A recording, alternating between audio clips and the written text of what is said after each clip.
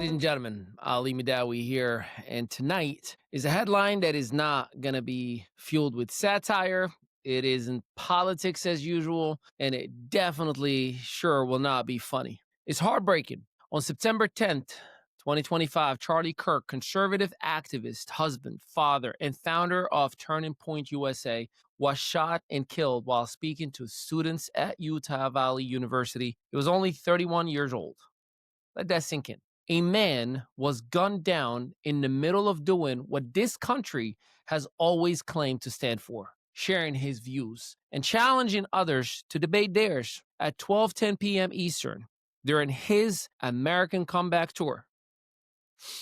A single shot rang out from a nearby building, striking him in the neck. Students, staff, and security rushed in chaos. He was transported to a hospital, but hours later, the news broke. Charlie Kirk was gone. The FBI and ATF are investigating. A man was briefly detained, then released. The shooter remained at large. And America is left asking, how did we get here? Almost immediately, leaders across the political spectrum, Republicans, Democrats, even international voices, condemned the act. Congress paused for a moment of silence. Flags dropped to half-staff. President Trump, Vice President J.D. Vance, and countless others issued statements of grief. But for all the bipartisan condolences, the shock remains. A political figure died, not in a war, not overseas, but on a college campus, at a table meant for discussion, not for destruction. This isn't just about Charlie Kirk. This is about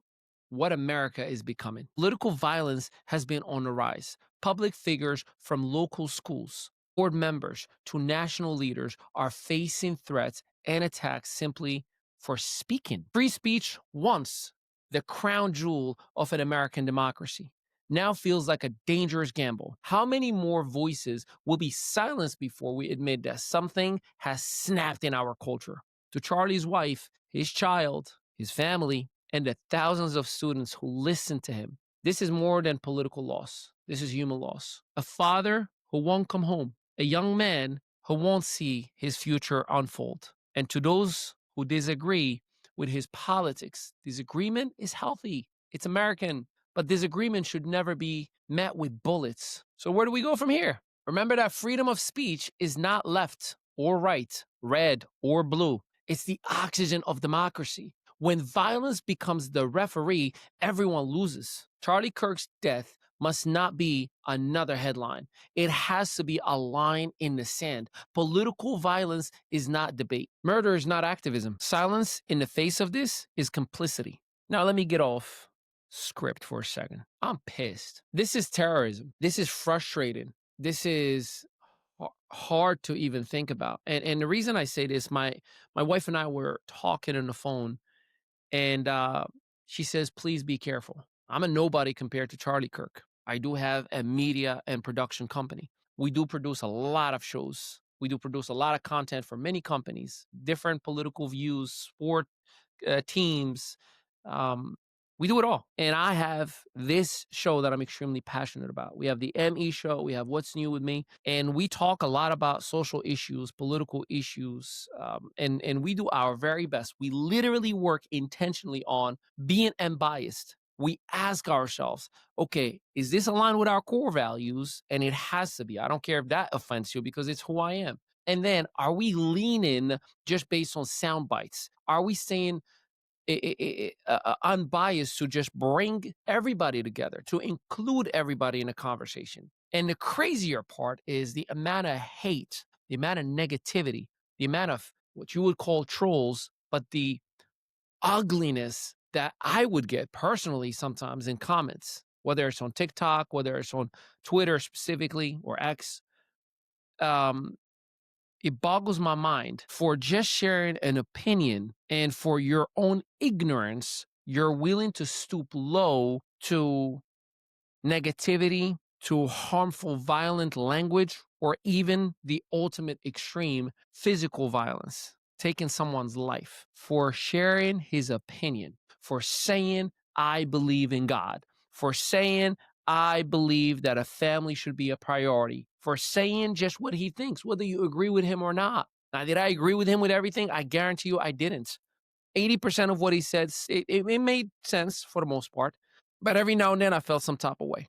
But I still listened. It allowed me to educate myself. Same thing for all the other personalities that are out there. I listen. I ask myself, am I just a sheep? Am I just following? Am I just saying, yes, sure, give me another booster shot? No, I gotta ask questions. That's what intellect is, by the way. Intellect is to learn something new, to get a different perspective, to question things. That's truly what science is. Science is just questioning information. So for those who don't agree with what we talk about, or don't agree with what Republicans talk about, or those who don't agree with what liberals talk about, it's okay. That's what makes you American. Do you know the country that I was born in? I've been in this country for the last 24 years. Thank you, God. Greatest country in the world. And I've been all around the world. I speak 6 international languages fluently, and that allows me to communicate with the whole world. But guess what? In my birth country, you couldn't talk bad about the government, specifically about the king or the kingdom. You're locked up instantly, legally. The people will report you and bring you into jail. This is a country that allowed you to talk bad about government, that allowed you to say whatever you want, F-bomb about the government, say F the police. This is the country that allowed you to feel comfortable. And by the way, there are some ugly human beings. The man got shot, died. And as I'm scrolling and X and see what are the headlines, is he going to make it? Is he not? I see idiots. And I don't want to say what, liberals. No, because that's being just as ignorant, painting all with one brush. Who are celebrating. I'll show you. I'm going to put a clip that shows you how they were celebrating, happy. Yay! He got shot. That's fucked up. That's all I'm going to say about that. And that is truly what's wrong with us. That is truly how bad it's gotten. It got to the point that we are celebrating somebody dying simply because we don't agree with his point of views. And you wonder why 70% plus of the country says, make America great again. We've gone way too far. This is why Donald Trump and the red wave that you saw in the last general election happened. Enough. It's okay to be you. It's okay to express your sexuality however you want to. Just keep that shit to yourself. It's okay to transition. I have no problem. I got friends who transition from male to female and vice versa. Guess what? They don't come to me and say, you have to transition. Hi, Ali. Hey, John. Moving on. Life is good. No one is asking you to change the way you live. Just keep that shit to yourself. Just like my faith, my God, my belief system is mine. If you believe, great. If you don't, good. I love you anyways. Enough. And by the way, man, his work is not going to go in vain. He's a father of 2. I'm a father of 2. His wife is involved in everything that he's done. My wife is always by my side, producing behind the scene. Yeah, a man died for speaking his point of views. He had an incredible impact. Yeah, of course. Don't you wish you had that kind of impact? But he did it the right way. He sat across from people he didn't agree with and said, hey, I care to understand you. Let's talk about it. Let's debate about it publicly, transparently. What are you doing? So, this has been a special episode of What's New with Me. My name is Ali Mehdaoui, and tonight I ask you not to mourn, but to reflect, to protect, and to speak out for the simple truth that is America. Words should always win over weapon. That's called freedom. The greatest country in the world gave it to you, and thank God I've been extremely privileged to earn it the right way. God bless and good night.